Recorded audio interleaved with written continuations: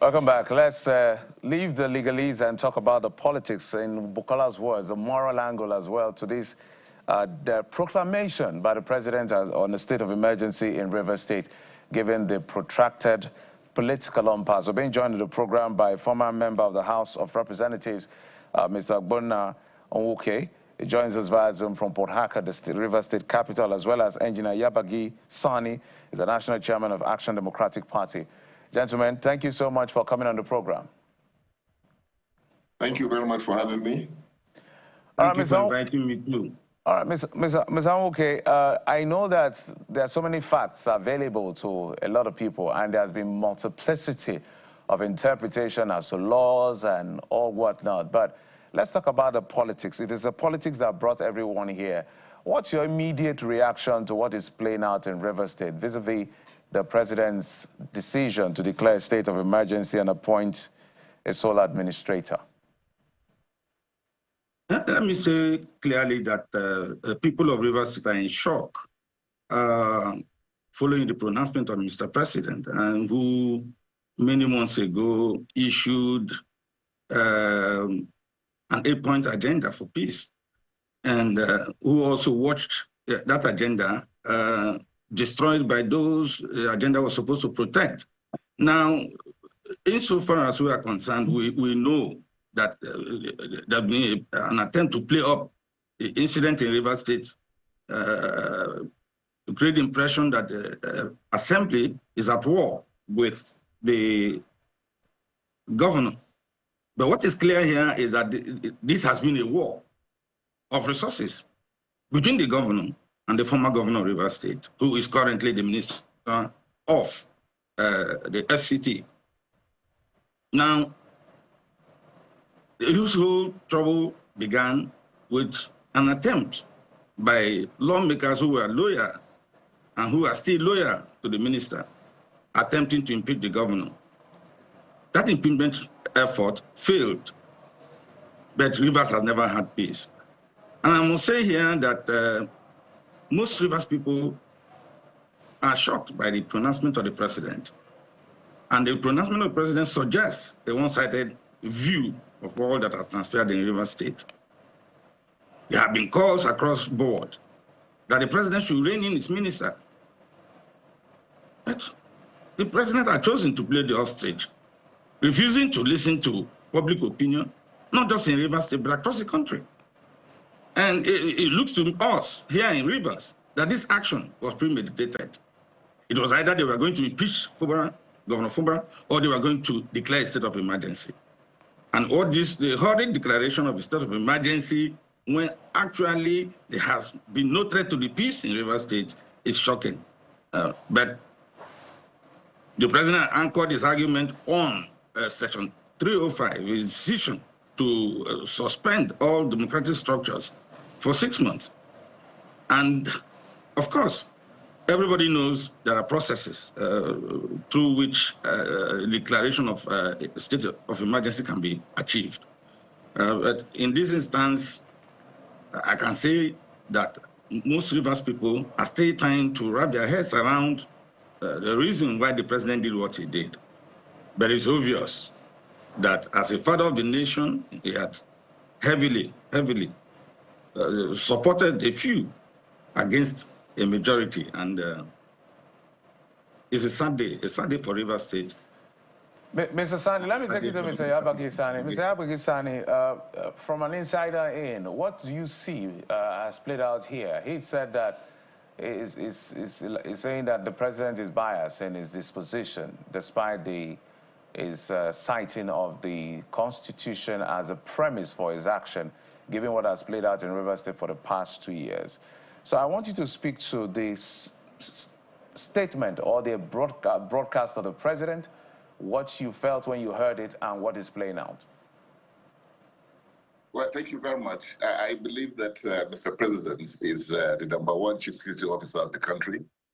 He has the constitutional rights to ensure that this country is governed in a peaceful manner, and ensure that no section of the country is governed differently from what is stated in the Constitution. What has happened to me really portrays the president in a very, very bad light. He didn't act presidential, if you look at that speech, because a president is supposed to act in the interest of all parties. Whenever a president is drawn into such, issues that are between two parties that everybody in the world is aware that what is happening in River State is between Governor Fubara and the Man Friday of Bola Ahmed Tinubu, that is Chief Wike, Johnson, who was the governor of River State before, now Minister of Federal Capital. So, Mr. President, his speech, of course, relied, heavily on the Constitution, but he failed to exhaust all the provisions of the Constitution, which was to guarantee the democracy that we have, which he says we fought for, and we should also do everything possible to maintain. He didn't, live up to his expectation, because that Constitution that he referred to made provisions for when you have a situation where the House of Assembly is incapacitated, the National Assembly is given the right to take over the functions of the State House of Assembly. And in this particular case, what we have seen played out is that even when Governor Fubara has agreed, to follow the judgment of the Supreme Court and was ready to present his budget to the House of Assembly, they locked him out and did not allow him to come to the House to make presentation of his budget. So, which means it is not Fubara that is creating the crisis that Mr. President was referring to. It is yes on Wike. And I don't know how Mr. President will now, in his speech, if you say I should talk about the speech, he called Fubara as a despotic leader. I don't know who is despotic in this manner now, in this circumstance, because Mr. President he took just one position, and that is to rig 2027 election even before the time, meaning that they want to make sure that the opposition is so, crippled, in all, not only River State. Look at what is happening in Kano State, playing the traditional rulers against each other in order to cripple the opposition wherever the opposition is in power. I don't think this is good for democracy. I don't think Mr. President is fair to us, particularly myself. When I was the chairman of IPAC, I remember I stood up to ensure that we did not have this democracy to be truncated when the counting was going on, and some opposition leaders came out and said they should stop the counting of the election. I said, no, we should continue, because we thought that the man that will inherit that action was a Democrat that will come and save and promote democracy of in this country. But today what is happening is a different thing. I mean, we understand when President Obasanjo, declared, the state of emergency in where I am today, Jos, Plateau State, in 2004, it was because there was a case of conflagration of what was happening in Jos, meaning that the Kano State, there was a reprisal of killing of Christians, which was what happened in this. So President Obasanjo was right to, at that point in time, intervene to save the nation. But in this particular case, we have only a case that affects only one state, and you have provisions in the Constitution that will allow democratic structures in that state to continue. If you want to declare state of emergency, it's fine, but you can declare state of emergency to take care of the vandalization of the pipelines, which of course is inimical to the economy of this country. Yeah. Today, I understand we are losing like $35.5 million, per day, which is about $5 billion per day, because of the vandalization. Indeed, yes, Mr. Yabagi, you can declare, but not the democratic structures. Yes, you're hovering around the edges of, the areas that I want to explore in my next line of questioning. And I'm coming to you, Mr. Nwuke, on this one. It's a day to go down memory lane, particularly with recourse to declarations of state of emergencies in the past. And, the print media is reminding us about, the reaction of the current Mr. President as Lagos State Governor, to the declaration of a state of emergency in Plateau State at the time by former President Olusegun Obasanjo. And he says, there's a newspaper clipping here, Tinubu, removal of Dariye is illegal. And today he is President of the Federal Republic of Nigeria. I wonder if, this decision has been carried out with a sense of, history, with recourse to what has happened in the past. Besides that, this, is also coming some hours after the, vandalism of pipeline, the TMP pipeline in Rivers State. Some would ask, pipelines have been vandalized in the very recent times in Rivers State. What is different about this one? Mr. Nwuke, what are your thoughts on these two issues relating to the actions of the president in Rivers State? I believe that history is supposed to give us an insight, not just to what has happened in the past, but what is happening in the present, so we can have a better future. And of course, you can see that it will not be the first time in Nigeria that a state of emergency has been declared. The state of emergencies should be declared for good reason. Now, let us start with the last side of your question. A pipeline exploded, and the expectation of reasonable people will be that the system will investigate the reason for the explosion. And that did not happen. Already, because there is a slanted view, maybe in the presidency, about the good intentions of Governor Fubara, who opted to obey the Supreme Court, who all throughout his tenure continued to ask for calm among the Rivers people, continued to pray for peace, to work for peace. The president acted in a manner that most Nigerians think, of course, to think was very unpresidential.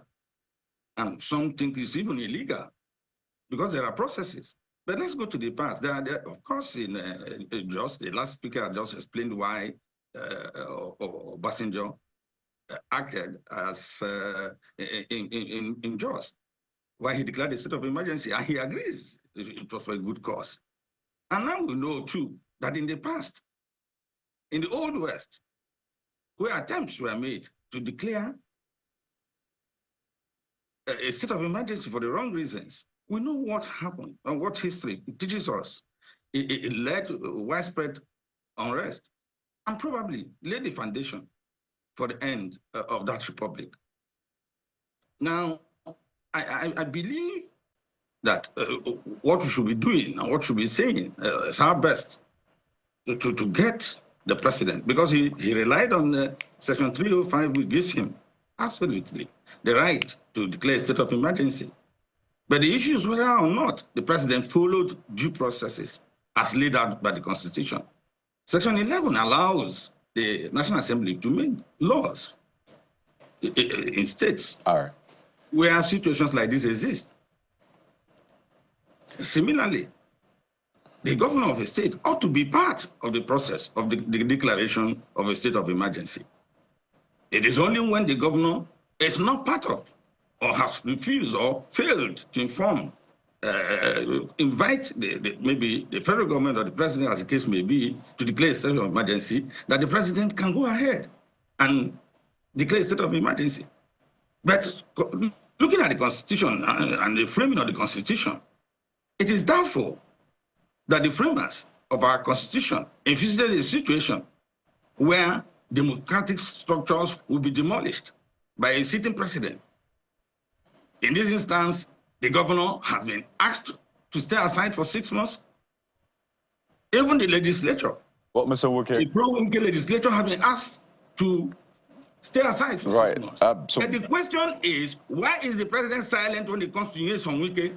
Why is he not saying anything? Well, Mr. Nwuke, looking through that, the provisions. Why is the president not doing anything? Right, pardon me, looking through the provisions of the Constitution, as you said, Section 305, it only makes reference to elected officials. In this case, the president, the governor, even the National Assembly, the State Assembly. There's no mention of any other person. So within the context of this, and also what the president said yesterday, remember he mentioned the demolition of the State Assembly by the governor. In fact, he referred to the words of the Supreme Court that a government cannot exist without one of the arms.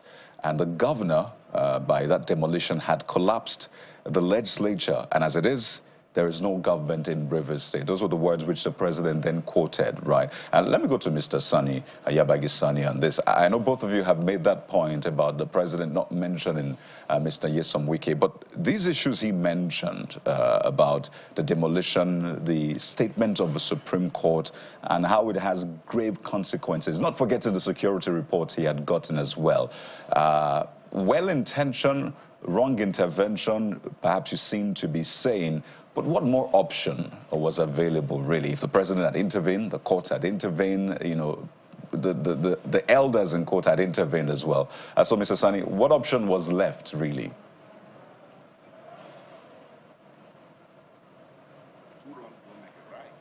You know, if Governor Fubara, you know, collapsed the structure of the state, you know, to act as a despot, like he says, then the role of the president as the father of the land is to call Fubara and find political solution. It's not a political solution. This is a solution that is partisan. This is a solution that is anti-democratic. This is a solution that just, you know, looking for, I mean, giving a dog a bad name to hang it. To put it in context, Mr. Sani, are you saying after the president had called the governor originally to that meeting where there was a resolution, he should have called the governor again to another meeting? Is that what you're saying? The president should not be tired of calling the governor. He could call the governor every day if it amounts to that, for him to maintain peace in Nigeria. He's always in the meeting with Nyesom Wike, you know, who he knows is an active, is one of the people that is a party to this crisis. In fact, if not the only issue in this matter. And why he has refused to deal with the issue of Wike. And today, you are saying that the Federal Executive Council is going to administer, you know, Rivers State, where Nyesom Wike is an active participant. Is that not also anti-democratic? Is that not unfair? So it's not good for, it doesn't portray Mr. President, you know, in a good light. That's the point we are trying to make. And we expected him as a Democrat to act differently. You know, one would have expected Buhari to act like this, or President Obasanjo to act like this because of their background as a military, you know, president. But here you are with a Democrat acting, you know, in a manner that will bring democracy itself to its knees. So this is the point we are making. Nobody's against Mr. President, but he's not acting presidential. That's what people have said. He has taken sides. In his speech, he didn't mention Nyesom Wike once. He just said parties. This is not how presidents, you know, act. All right. I think the points are well noted. It's an ongoing conversation, gentlemen. It's just barely less than 24 hours to that proclamation.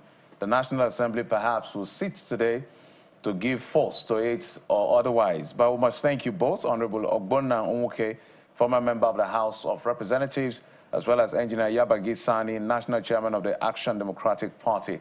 Thank you so much for your intervention. Thank you, sirs. Thank you for having me. Thank you. All right, we will take a quick break, and when we come back, we'll switch gears away from the brouhaha in Rivers State, and we'll get to what is playing out at the national level, especially that has to do with young people and youth. The Minister of Youth Development will be joining us in just a moment. Stay with us.